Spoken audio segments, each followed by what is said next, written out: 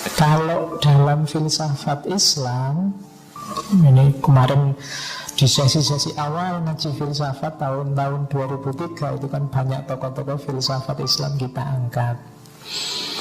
Secara umum manusia itu dilihat di tiga itu. Manusia adalah tujuan akhir penciptaan, manusia adalah mikrokosmos, dan manusia adalah cermin Tuhan. Yang terakhir ini banyak dari tradisi tasawuf. Dua yang atas ini para filosof peripatetik. Kita belajar satu-satu ya. Jadi manusia adalah tujuan akhir penciptaan. Jadi Allah menciptakan bumi ini siap untuk dihuni, siap untuk ditempati manusia, baru manusia didatangkan ke bumi.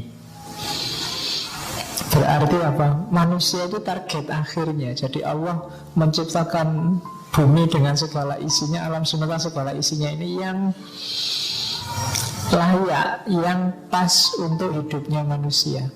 Makanya disebut tujuan akhir penciptaan. Kita ini masterpiece-nya Allah, ciptaan terbaiknya Allah, kan dibanggakan di depan malaikat.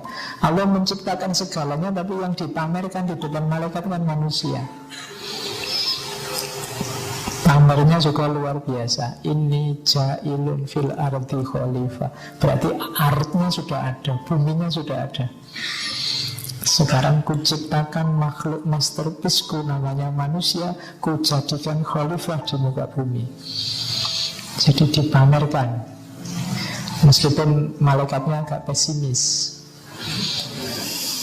Ya, ataj'alu fiha ma yufsidu fiha wa yasfiku dima. Ya Allah, kok menciptakan yang model manusia ini? Padahal model kayak manusia ini ya sukanya ngerusak-ngerusak, gegeran, bunuh-bunuhan. Apa tidak cukup ada kita misalnya, yang malaikat itu kan selalu patuh. Tapi Allah bilang, aku tahu yang kalian tidak tahu. Jadi Allah itu sangat sayang pada kita. Makanya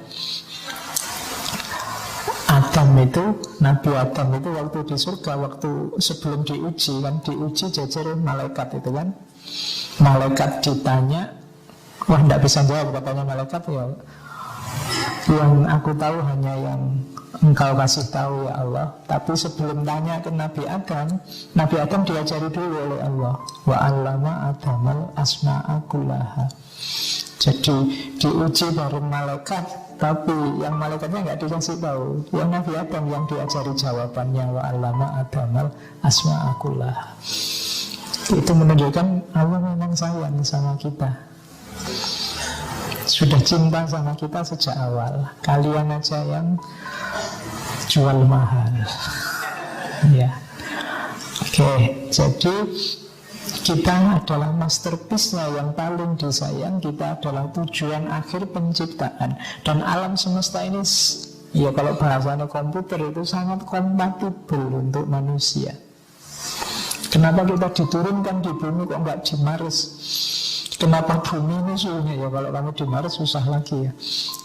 Kalau kamu di Jupiter susah nih. Makanya di bumi kadar apa saja segalanya cocok pas untuk manusia. Kelembabannya, suhunya, mataharinya, jaraknya. Matahari itu mungkin lebih dekat sekian meter aja ya buminya wassalam, atau lebih jauh. Kadang-kadang kan matahari itu agak gelombang panas saja, gelombangnya saja loh, bukan mataharinya. Yang nyampe sini itu kan banyak kasus yang meninggal banyak karena gelombang panas. Itu belum mataharinya. Kalau mataharinya iseng mendekat dikit aja, ya. Jadi sangat kompatibel. Laut juga begitu, suhu, cuaca juga begitu, iklim juga begitu.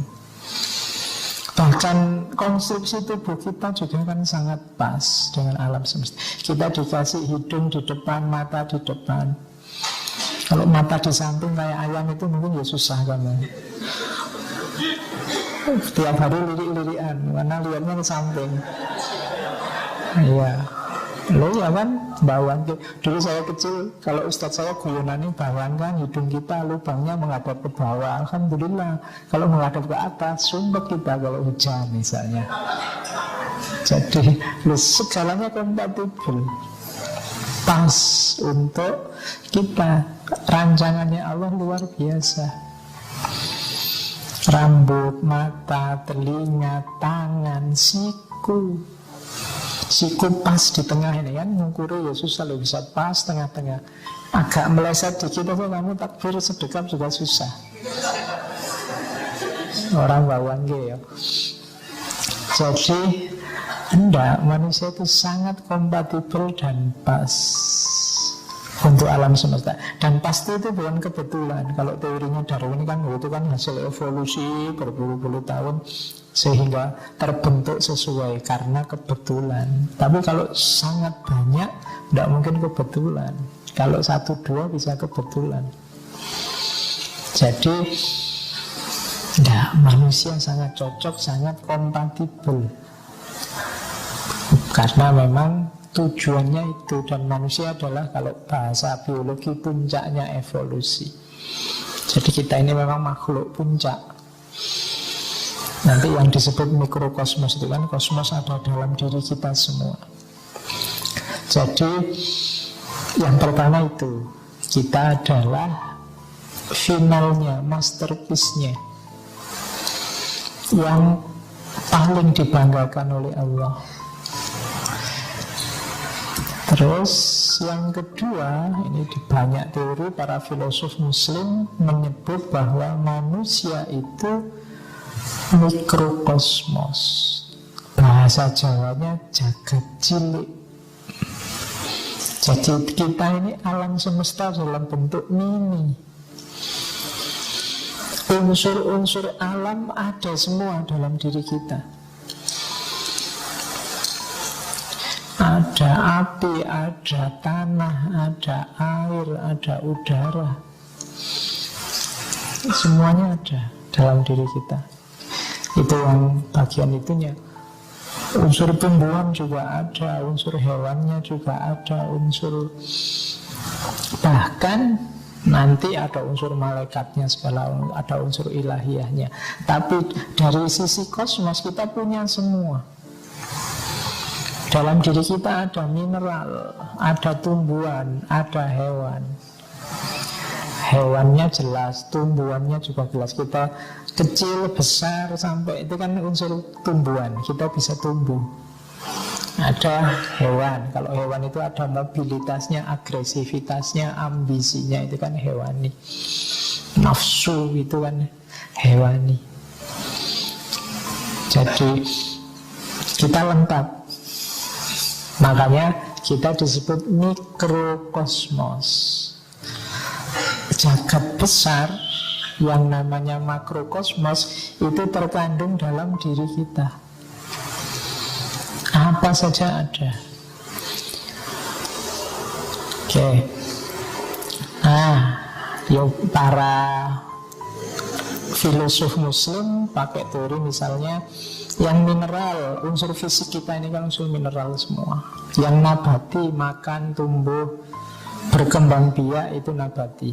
Jadi kalau kita dalam hidup kok fokus makan, tumbuh, dan kawin, berkembang biak, kita levelnya level tumbuh-tumbuhan.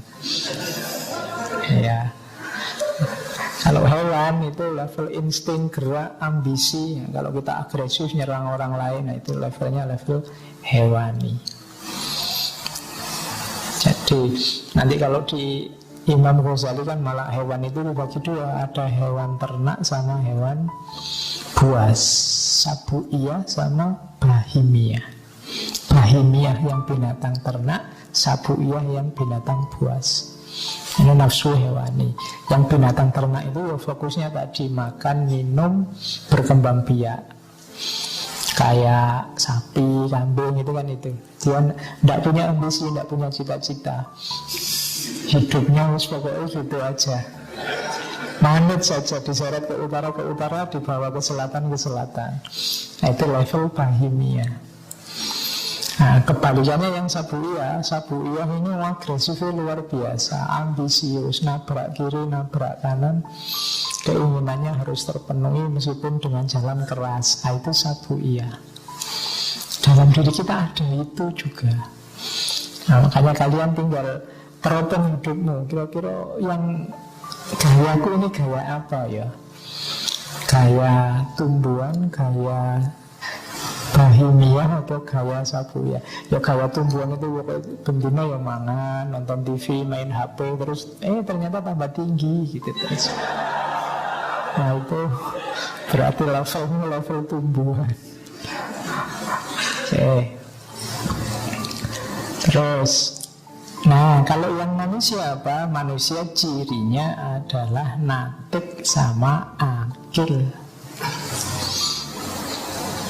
Natik itu berbahasa, berbicara. Akil itu ya kekuatan berpikirnya, daya akalnya. Jadi itu yang membedakan manusia dengan yang bukan manusia. Ciri khasnya manusia itu natik. Natik itu berbicara, berkomunikasi dengan dasar akal menggunakan bahasa. Akal itu nanti ada 3 di para filosof muslim. Ada akal teoritis, ada akal kognitif, ada akal praktis, macam-macam. Bisa kembali lagi ke kajian-kajian filosof muslim sebelumnya. Nah, ada juga yang menyatakan, ini biasanya para tokoh tasawuf falsafi, manusia itu hakikatnya adalah cerminan Tuhan di bumi. Jadi cermin itu ya bayangan. Jadi kita ini dalam diri kita ada pantulan ketuhanan. Jadi cara berpikirnya begini. Segala hal di alam semesta ini memantulkan unsur ketuhanan. Apakah itu jalaliyah atau jamaliyah. Jalaliyah itu keagungan, kebesaran, kedahsyatan. Kalau jamaliyah itu keindahan. Apapun itu pasti ada salah satu dari 2 unsur ini. Mudahnya begitu. Gunung itu kalau kamu lihat kan indah, unsur jamaliyahnya kelihatan. Tapi waktu dia meletus, dahsyat mengerikan, unsur jalaliyahnya muncul. Jadi ada jalaliyah, ada jamaliyah. Apapun itu ada 2 unsur ini di seluruh ciptaannya Allah. Karena yang menciptakan Allah, kualitas ilahiyahnya pasti ada. Sementara dalam diri manusia ada jagat kecil tadi, kualifikasi. Kalau di alam semesta ada kualitas-kualitas ketuhanan, sementara dalam diri manusia ada alam semesta, ya otomatis kita sebenarnya hakikatnya adalah ilahi. Makanya ada yang menyatakan bahwa manusia itu sebenarnya makhluk spiritual, makhluk ilahi yang diturunkan ke bumi. Jadi bukan makhluk jasadiah yang naik level jadi spiritual. Jadi hakikat kita itu spiritual sebenarnya, cuma dibungkus oleh jasad. Nah itu manusia adalah cerminnya Tuhan di muka bumi. Makanya Allah menampakkan dirinya dengan sifat-sifat yang bisa ditiru oleh manusia, sehingga oleh dalam kajian tasawuf dikenal istilah takhallaq bi ahlakillah. Allah memperkenalkan dirinya lewat Rahman Rahimnya, misalnya kasih sayangnya. Kalau kita ingin jadi orang baik, tiru itu. Allah menampakkan keadilannya. Kalau kita ingin jadi manusia yang kamil, kalau pakai istilahnya Iqbal, tiru itu. Allah menampakkan apalagi banyak sekali sifat-sifatnya. Nah dalam tasawuf diperkenalkan takhallaq bi ahlakillah, dengan akhlaknya Allah. Tapi kan Allah tidak terbatas, kita terbatas. Ya kita jalankan dalam batas kita. Ya tidak mungkin kita seperti Allah menyayangi alam semesta. Tidak mungkin, tidak akan sedahsyat itu. Karena memang kita limited, terbatas. Ya kita jalankan kasih sayang itu dalam batas kita. Tapi jenis kholaknya, jenis akhlaknya itu akhlak yang dimiliki Allah.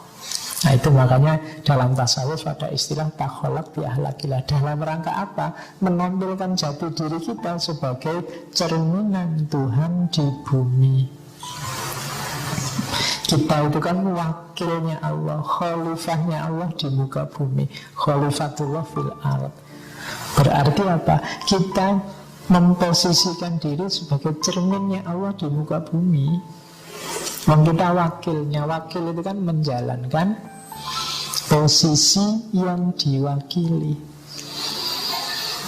Nah, jadi makanya kita dikenal sebagai khalifatullah fil ard.